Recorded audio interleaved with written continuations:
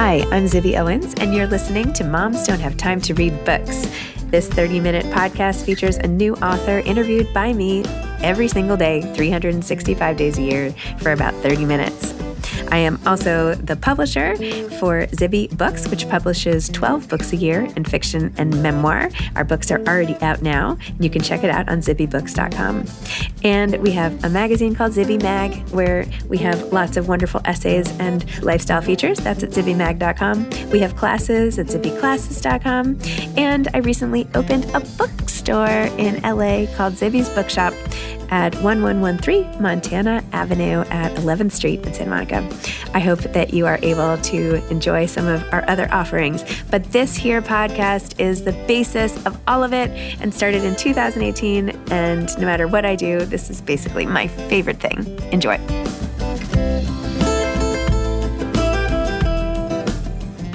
Nguyễn Phan Quế Mai is the author of Dust Child. Born and raised in Vietnam, she is the author of the international bestseller, The Mountains Sing, runner-up for the 2021 Dayton Literary Peace Prize, winner of the 2020 Book Browse Best Debut Award, the 2021 International Book Awards, the 2021 Penn Oakland Josephine Miles Literary Award, and the 2020 Lennon Literary Award Fellowship for Fiction. She has published 12 books of poetry, fiction, and nonfiction in Vietnamese and English, and has received some of the top literary prizes in Vietnam, including the Poetry of the Year 2010 from the Hanoi Writers Association. Her writing has been translated into 20 languages and has appeared in major publications, including the New York Times. She has a PhD in creative writing from Lancaster University. Her new novel, Dust Child, has been selected as a Best Book of 2023 by Reader's Digest and Cosmopolitan, a Best Book of March/Spring 2023 by the Los Angeles Times, Amazon, Library Journal, the Chicago Review of Books, Ms. Magazine, Bookpage, Apple Books, The Times, Red Magazine, The Buzz Magazines, and Sydney Morning Herald. It has also been voted by booksellers around the U.S. as an Indie Next Great Read. She is a tireless advocate for the rights of disadvantaged groups in Vietnam and was named by Forbes Vietnam one of the 20 inspiring women of 2021. Welcome, Quế Mai. Thank you so much for coming on Moms Don't Have Time to Read Books to discuss Dust Child, your amazing new novel. Thank you so much, Zibby, for having me on your podcast. I have so much admiration for you and the energy that you've been having. Congratulations on your recent award and the opening of your bookshop. You give so much to the world, and thank you for championing, writers as well. You've done so much for us. Thank you. Thank you. Thanks for saying that. Well, talk about energy. You worked on Dust Child for 7 years with so much research and your PhD and all of it. I'm so impressed. I was really moved by the book. And I even was talking about it on a podcast I did recently with Beth Ann Patrick about how much we both really enjoyed the book.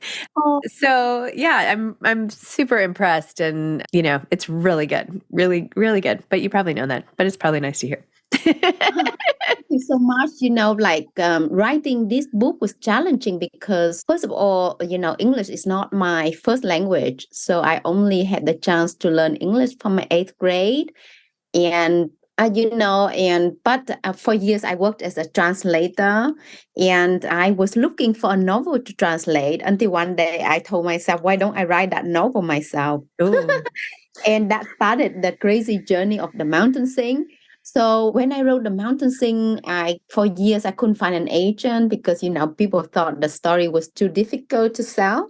And then, when the world tells you no, you just keep going. So I kept fighting to tell my story. So I went on to write Dust Child before I had an agent and a publisher. So I kept working on it, and it also took me a long time. But I was really compelled by the real life stories that I witnessed because, during the past several years, I helped people reunite. During the Vietnam War, so many mixed race children were born, and a lot of them were abandoned. And many of them, tens of thousands of them, have been looking for their parents. And, having the chance to work with them has been a privilege. And I saw so much courage, so much hope in them that I was compelled to write this novel to document what they have gone through. The Amerasians, the mixed race people who are, in Vietnam, and also their parents, what drove their parents into the situations where they had to abandon their kids. Wow. Well, this is such a perfect example of how taking a specific story of like one person's life, a few different people's lives, how it takes history and just changes it so much, and from something abstract to so specific and emotional and all of it, whether it's feeling like I'm the former helicopter pilot going back to Vietnam and having PTSD and trying to get through this horrible plane ride, or being in the field with blisters on my hands. I mean, it's so real the way you write. Like, it's just so sensory oriented and well described. I don't know. It felt just absolutely immersive and educational at the same time. Oh, thank you so much for saying that. It means a lot to me. I mean, a lot of the descriptions come from the real life scenes I have seen. You just talked about my writing about the American veteran Dan, who returns to Vietnam after more than 46 years, and unknown to his wife, who is traveling with him.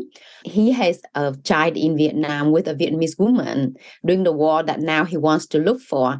So, in writing about him, it was challenging, but also I had to write it because for years I've been working with American veterans. I accompanied them to their visits to the battlefield, I translated for their reunion with former enemies. And also, actually quite a few, well-known American writers lost their youth in Vietnam. For example, Bruce Weigel or Tim O'Brien, they were like young men when they had to go to Vietnam. And, Bruce Weigel, who is a finalist for the Pulitzer Prize for poetry, told me he lost his youth in Vietnam but gained his voice. After Vietnam, he started to write about the horror of war, to call for the war to end. So, so I was very much compelled to translate, the writing of writers like Bruce Weigel into Vietnamese. And I took him around Vietnam and held events and poetry readings for him. And that was one of the most life-changing experiences I had because, the people who once fought against him came together at these poetry readings and they shared their common humanity, and it's just unbelievable. And, the stories that I witnessed at these events really changed me as a person too. And I was very much compelled, to write about war, to call for peace, because I think as a human race, we have done enough to each other. Look at the war in Ukraine at the moment. It's devastating.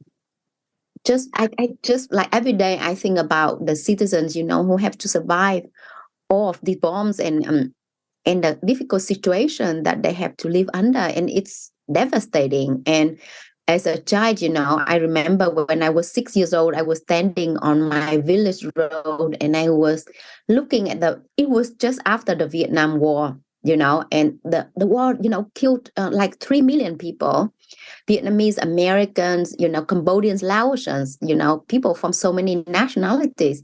And, at that time I was small and I was standing on my village road and I was looking at the bomb craters around me and the people who had lost their arms and legs and relatives. And I told myself as a little girl, the human race could not be so stupid to wage another war.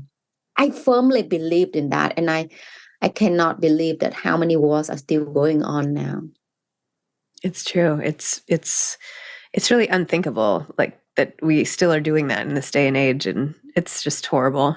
You had one comment in the book to your point about meeting former enemies that part of the reunion is getting to know people who they had to dehumanize in their heads so that they could get through the killing. Like there's no other way. They just had to believe something different, that these people couldn't also have feelings and emotions and all that. I'm now extrapolating, but yeah. But tell me about that. Exactly. Like dehumanization is the weapon of war.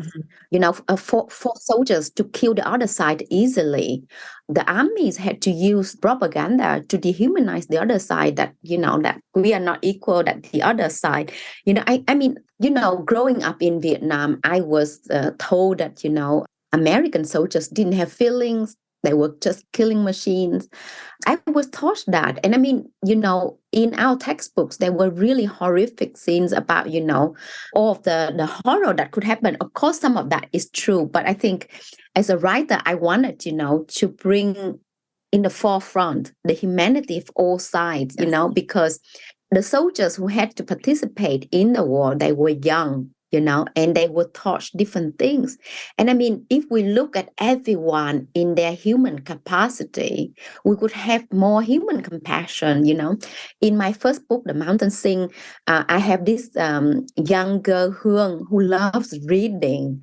And during the war in Vietnam, when her parents were at war with the Americans, she was at home waiting for their return. And then she and her grandma brought home, books from America, that had been translated into Vietnamese.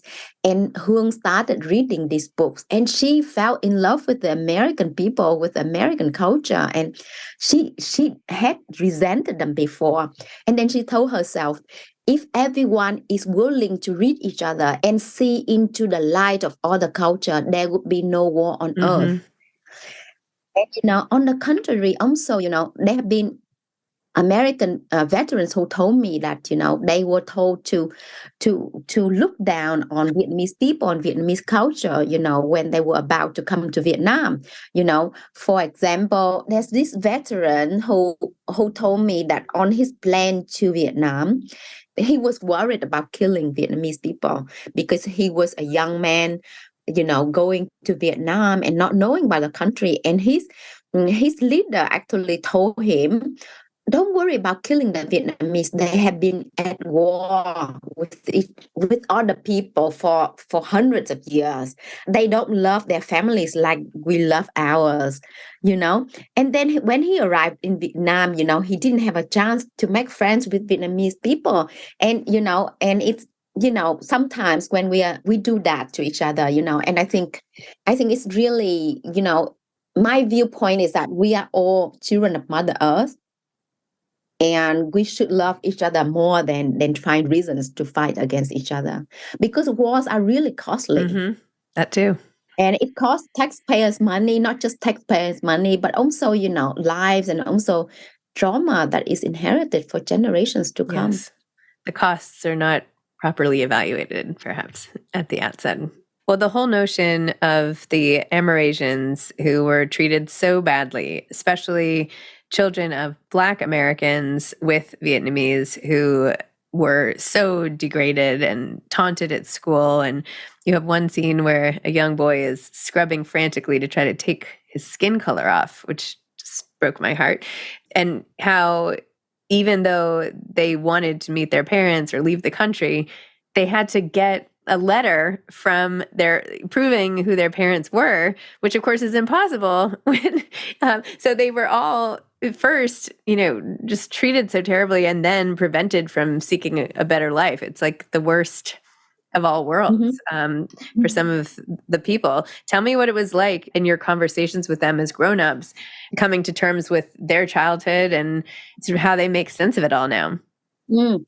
So when I started researching into this novel, I was shocked to know how many Amerasians are illiterate because they did not have the chance to school. So Das Child is actually the title comes from the term bụi đời in Vietnamese, children of the dust, which is used for Amerasians, homeless Amerasians, because they were homeless.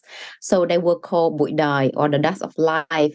But, this book proves that no one is the children of the dust. Everyone deserves love and respect. So from the Black Amerasian in my novel, even though he went through a lot, but he's a carpenter, he's a musician of Vietnamese traditional music. So I wanted to write beyond these people as victims. And as you said, they have been through so much. First of all, a lot of them were rejected by the society because they were considered by many people as remnants of the American invasion, or remnants of the enemy, or children of the enemy. So they were looked down upon. And also a lot of people consider that, they were children of the women who slept around with American soldiers. So these Amerasians were very much rejected and discriminated against, and there were a lot of racism against Black Amerasians as well. And because of that discrimination and racism, the American government implemented something called the American Homecoming Act that allowed Amerasians to immigrate to America. So, with the implementation of the act in the early 90s, Amerasian could immigrate to the US and could bring along family members. So, many Vietnamese at that time tried to escape Vietnam. So they started to use Amerasians as tickets.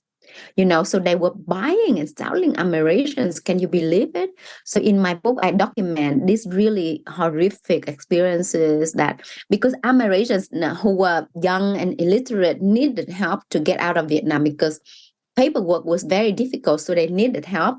So they were tricked into, accepting strangers as family members to be able to go to the US. And, so overnight, from the children of the dust, they became children of gold.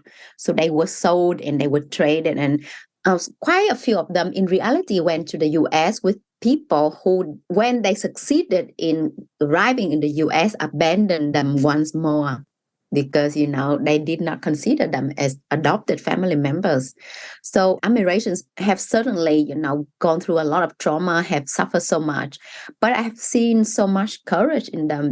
In my book, I also talk about successful Amerasians. Some of them have become really wonderful singers, and I know an Amerasian in real life who's an award-winning film director.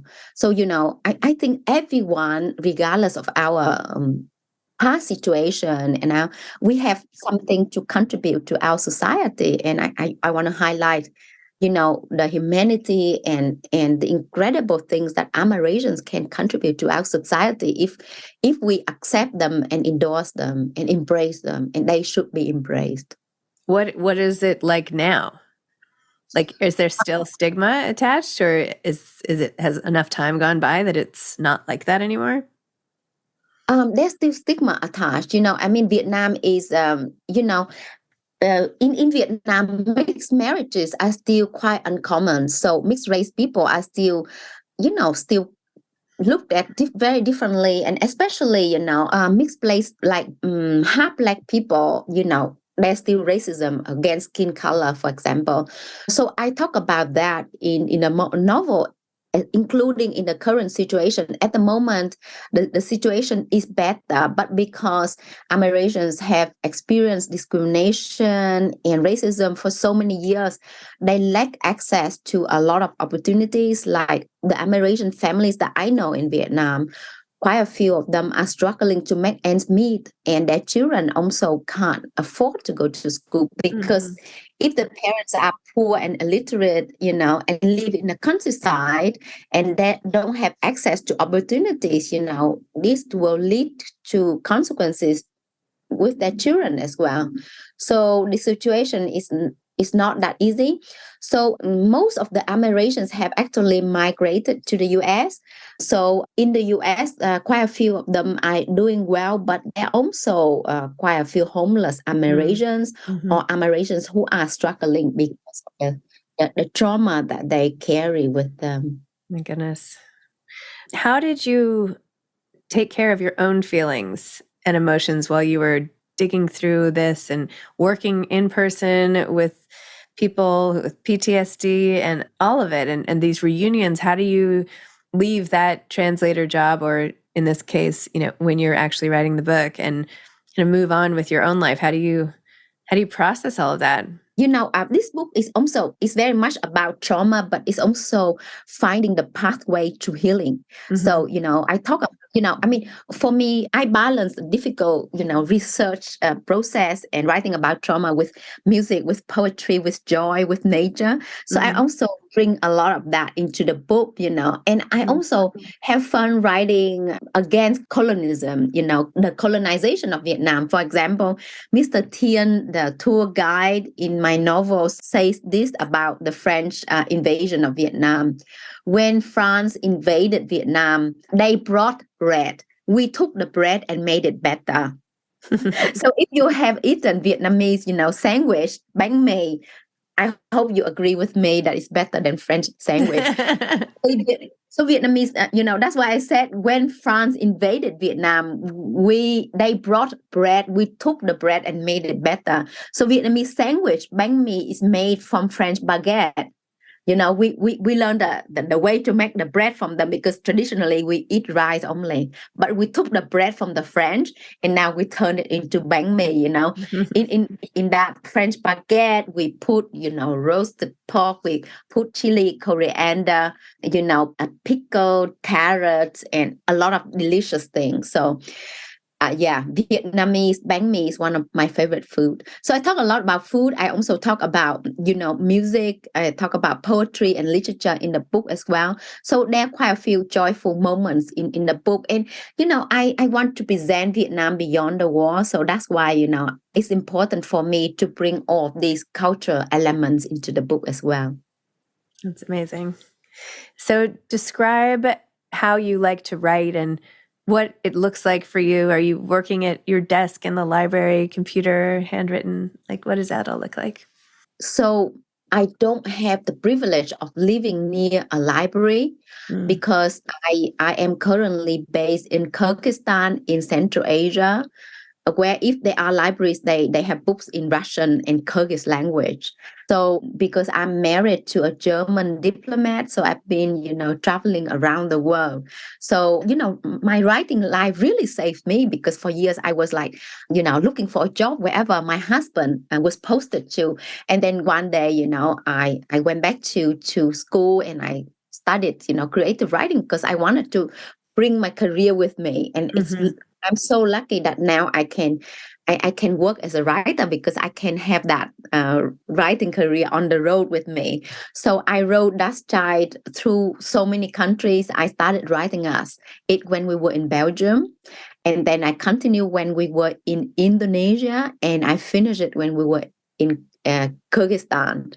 So this book is a product of my travel, my life in 3 different countries. And I wrote on the plane, in the car, on the train, because we move a lot, and each time of moving is challenging. But writing really calms me down, and it's like meditation almost. So I really need it. So like when I started, I like to write the books that I want to read. So that's why I have multiple timelines and multiple perspectives. And so that, I can create suspense. So normally, with Dust Child and also my first novel, The Mountains Sing, I did not know the endings. So the endings totally shocked me. But I feel like, as a writer, I want to write. I want to be surprised every day as I sit down and work on my book, because I think unless I can surprise myself, I can't surprise the readers. So the ending of Dust Child really shocked me. I didn't know that it would end like that. And thank you so much for reading my book so carefully. I mean, you have so many authors and so many books coming at you. And you read it so carefully, and you also recommended it to many places. So thank you. Good Morning America, you recommended there as well. It's really good. Thank you so much. It's really good. It's really good. What advice would you have for aspiring authors?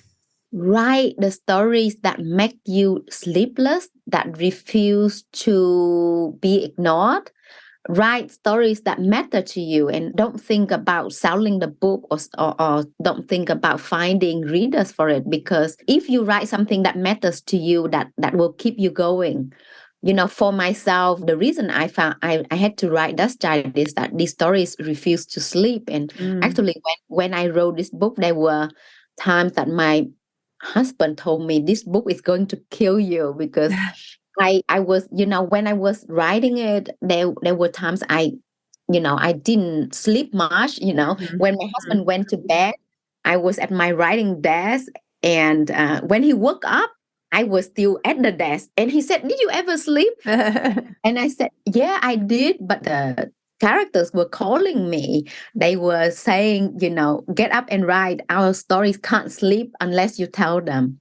But how about you, Zibby? How are you managing your job as a writer, as a bookshop owner, as a broadcaster? You do so many things. How do you have time to write? How do you carve out that time? And you have I don't. I miss it. I miss writing. I did my novel in like discrete times where I could clear a whole day. And I had even a weekend where I had to clear 3 days so I could just get stuff done.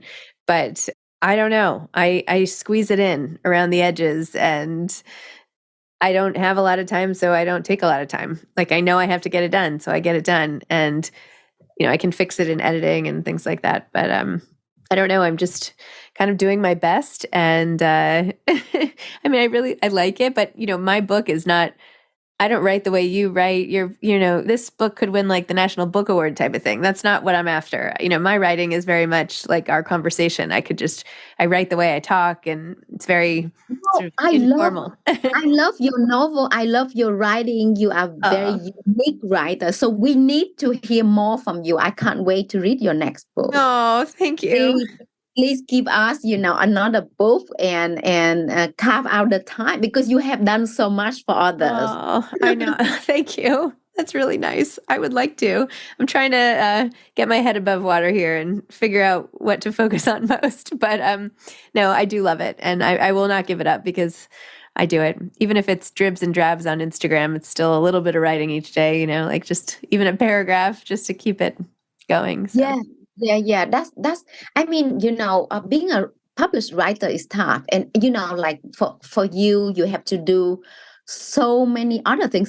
That's why I'm amazed, because you are also like managing your bookshop and setting it up, and like I don't know how you can do all of that, but I do have I have a great team. I do have a great team. I do have a team, but yes, I'm still all over the place. But yes. So, but we need you to write as well. And I appreciate all the things that you do, but I need you to write as well. Sorry. No, thank you. That's really nice. I love your novel, and I can't wait for another one. Oh, thank you.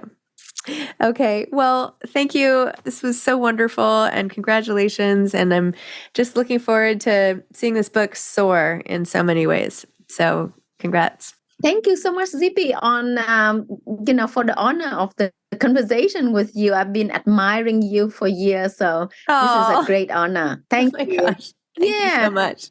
Thank you. Yeah, because I'm only here thanks to women like you, or thanks to people like you who uplift my voice, because I don't live in the US or in the UK, so the chance for me to present my book is limited. I'm disadvantaged because I don't live there, so I don't have easy access to a lot of opportunities.